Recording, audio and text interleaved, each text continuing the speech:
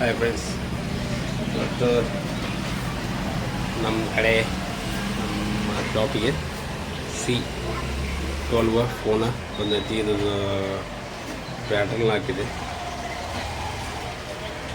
Pattern lock, ಆಮೇಲೆ ಜೇಬಲ್ lock ಅಂತ.